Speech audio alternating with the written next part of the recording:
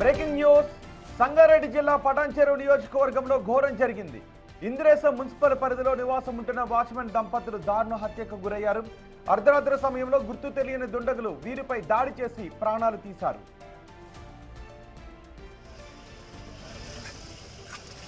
జీవనోపాధి కోసం వచ్చి ఇంద్రేశంలో ఓ నిర్మాణంలో ఉన్న భవనం వద్ద వాచ్మెన్ గా పనిచేస్తున్న దంపతులను ఇనుప రోడ్లతో కొట్టి చంపేశారు. తీవ్ర రక్తస్రావం కావడంతో వారు అక్కడికక్కడే చనిపోయారు. విషయం తెలుసుకున్న పోలీసులు వెంటనే ఘటనా స్థలానికి చేరుకొని విచారణ ప్రారంభించారు. హత్యకు ఉపయోగించిన రాడ్లను పోలీసులు స్వాధీనం చేసుకున్నారు.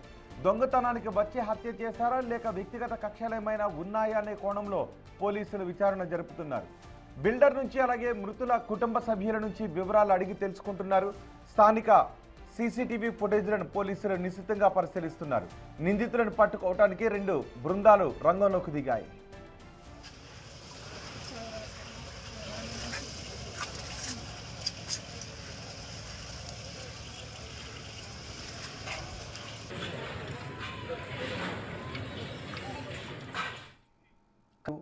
గుండె నిండా తీరని వేదన.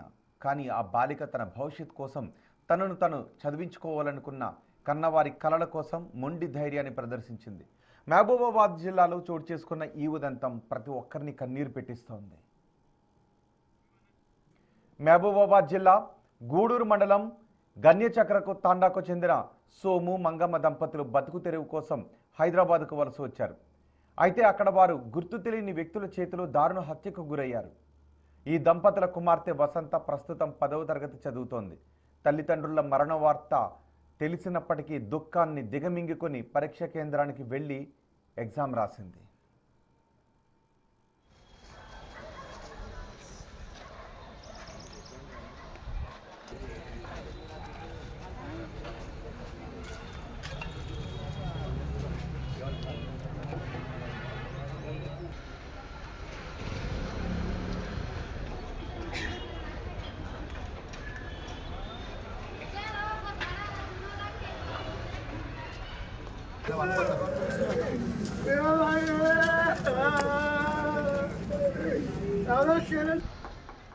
మొదటి బాక్స్లో ఈ దృశ్యాల్లో మీరు చూస్తున్నది తల్లిదండ్రులు ఇద్దరు వాచ్మెన్గా పనిచేస్తున్నారు హైదరాబాద్లో.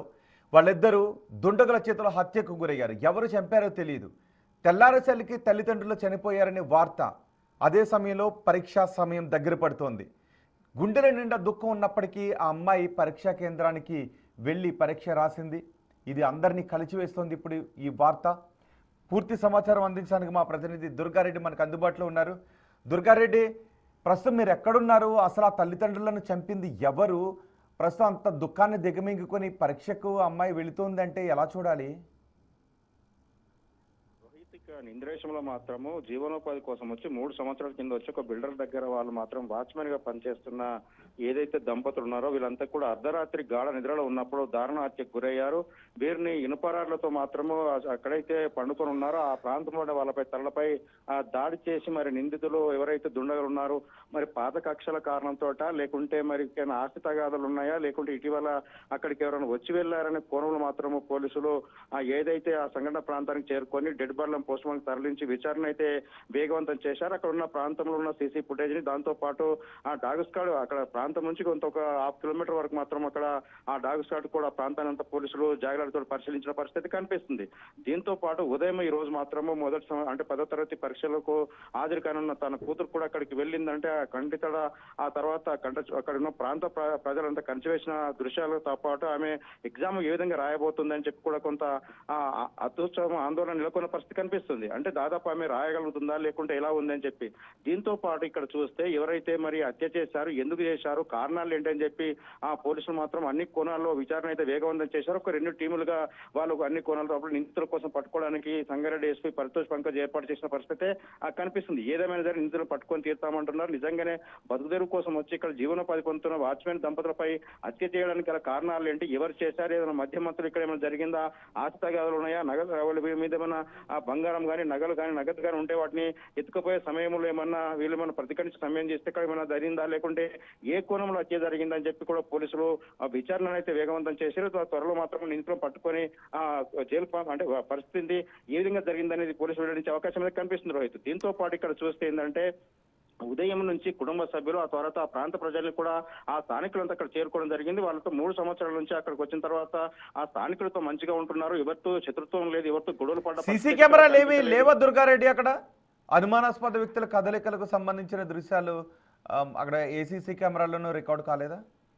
అయితే ఇప్పటి వరకు అయితే ఏదైతే నిర్మాణం జరుగుతుందో ఆ నిర్మాణం ప్రాంతం మాత్రం కొత్త బిల్డింగ్ లో ఎవరైతే వాచ్మెన్ దంపతులు నివసిస్తున్నారో ఆ ప్రాంతంలో ఆ సీసీ ఫుటేజ్ మాత్రం ఇప్పటివరకు పోలీసులకు స్వాధీనం చేసుకోలేదు. అక్కడ సీసీ ఫుటేజ్ లేదు కనుక మిగతా అంటే ఆ వచ్చిపోయే దారిలో మరి ఏదైతే ఆ డాగ్ స్క్వాడ్ కొంత ప్రాంతం వెళ్ళింది కనుక ఆ ప్రాంతంలో సీసీ కెమెరాలు ఉన్నాయి కనుక వాటిని ఆ ఫుటేజ్ తీసుకొని పోలీసులు పరిశీలిస్తున్న పరిస్థితి కనిపిస్తుంది.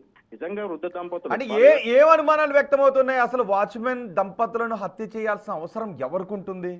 పైగా వాళ్ళు ఒక చిన్న గుడారంలో నివాసం ఉంటున్నారు అక్కడ, ఆ కొత్తగా కన్స్ట్రక్షన్ జరుగుతున్న చోట. రోహిత్, ఇక్కడ ఏదైతే భవనం నిర్మాణం అవుతుందో ఒకవేళ భవన నిర్మాణం కోసం 3 సంవత్సరాల నుంచి వచ్చి మాత్రము చిన్న టెంట్ గుడారం వేసుకొని మాత్రం అక్కడ ఆ జీవిస్తూ మాత్రము అందులో వాళ్ళు మాత్రము ఆ భవనానికి నీళ్లు పట్టడం కావచ్చు, లేకుంటే వాచ్మెన్ కాపలా ఆ కాస్తుంటారు. ఒకవేళ నిజంగా ఐరన్ సిమెంట్ కానీ స్టీల్ కానీ ఆ ప్రాంతంలో వచ్చే వాళ్ళని దొంగతనం చేయడానికి వస్తే వీళ్ళు గతంలో ఏమైనా బెదిరించారా, లేకుంటే వాళ్ళకి ఏమైనా ఆ దొంగలకు కానీ దొండలకు కానీ ఘర్షణ జరిగిందా, లేకుంటే ఎక్కడైనా ఆ మద్యం తాగడానికి వచ్చిన వాళ్ళు ఏమైనా డబ్బులు ఎత్తుకపోయే సమయంలో వాళ్ళకి ఏమైనా గొడవ జరిగిందా, లేకుంటే గతంలో వీళ్ళు ఎక్కడైతే అక్కడ మహబూబ్నగర్ జిల్లా నుంచి ఇక్కడికి వచ్చారు కనుక అక్కడేమన్నా వీళ్ళకు ఆస్తి తగాదాలు ఉన్నాయని చెప్పి ఆ కోణంలో కూడా పోలీసులు వివిధ కోణాల్లో విచారణ అయితే వేగవంతం చేశారు. 1-2 రోజుల్లో ఖచ్చితంగా నిందితులు పట్టుకుంటామని చెప్పి పోలీసులు వెల్లడించే పరిస్థితి కనిపిస్తుంది.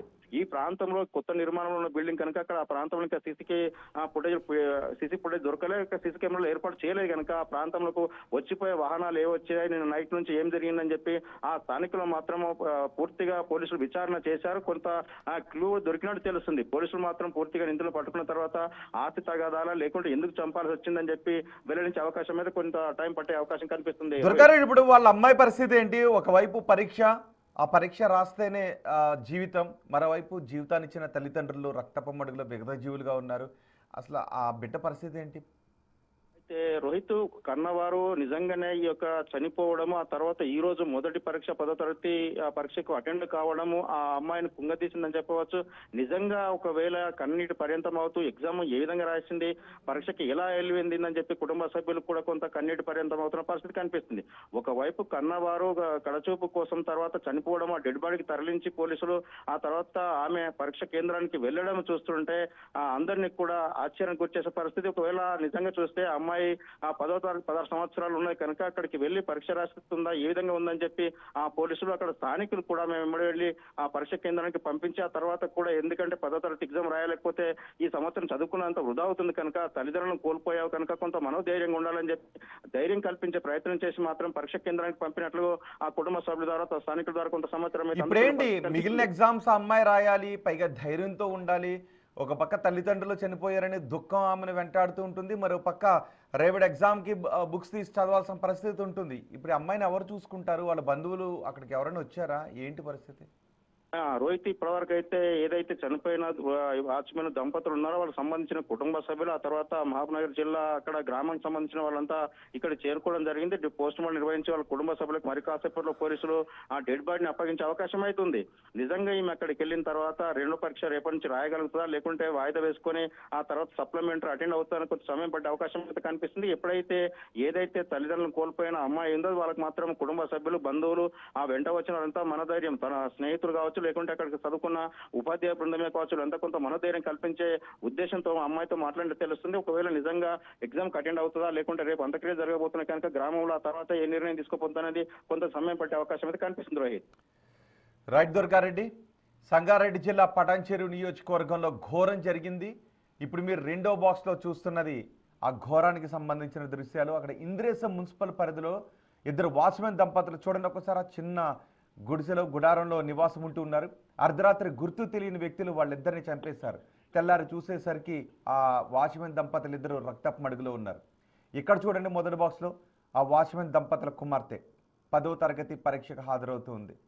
ఒక పక్క పరీక్షలు రాస్తేనే జీవితం, మరోవైపు జీవితాన్ని ఇచ్చిన తల్లిదండ్రులు రక్తపు మడుగులో ఉన్నారు. ఇలాంటి సిచ్యుయేషన్ ఎక్కడైనా వస్తుందా? కనీసం ఏ ఫిక్షన్ కథల్లోనూ చదవనటువంటి దృశ్యాలవి, అసలు మాటల్లో వర్ణించలేనిటువంటి బాధ. ఆ బాధను దిగమింగుకొని ఎగ్జామ్కి వెళుతూ ఉంది. మరోవైపు తల్లిదండ్రులు ఆ, చనిపోవడంతో ఆ బాధనంతా గుండెలో దిగమింగుకుంది. పోలీసులు అక్కడికి వచ్చి వాళ్ళని చంపింది ఎవరు అని విచారణ జరుపుతున్నారు. ఇప్పుడు అవన్నీ మర్చిపోయి ఎగ్జామ్ రాసి మళ్ళీ తదుపరి నెక్స్ట్ ఎగ్జామ్స్ అన్నీ ఆమె ప్రిపేర్ అవుతూ ఉండాలి. అంతటి దుఃఖంలో ఉండి కూడా ఎగ్జామ్కి వెళుతూ ఉంది. దీంతో ఆ ఘటన అందరినీ కూడా కలిచివేస్తుంది. ఇంతటి దారుణానికి ఎవరు పాల్పడ్డారని పోలీసులు ఆరా తీస్తూ ఉన్నారు. అక్కడ ఉన్న సీసీ కెమెరాలన్నీ పరిశీలిస్తున్నారు. గతంలో పనిచేసిన చోట ఎవరైనా శత్రువులు ఉండి ఘాతకానికి పాల్పడ్డారా, లేదు కుటుంబ సభ్యుల్లో ఎవరైనా ఇంతటి దుర్మార్గానికి పాల్పడ్డారా, శత్రువులు ఎవరైనా ఉన్నారా అనే విషయంపై ఆరా తీస్తున్నారు. అంత పేదరికంలో ఉన్నారు వాళ్ళు. పోనీ అక్కడికి వచ్చి ఎవరైనా దొంగతనానికి పాల్పడుతున్న సమయంలో ఈ హత్య చేశారనుకోవడానికి అవకాశం లేదు. కానీ ఆ హత్యకు ఎవరు పాల్పడి ఉంటారు అనే విషయంపై పోలీసులు ఇప్పుడు బృందాలుగా గాలిస్తూ ఉన్నారు.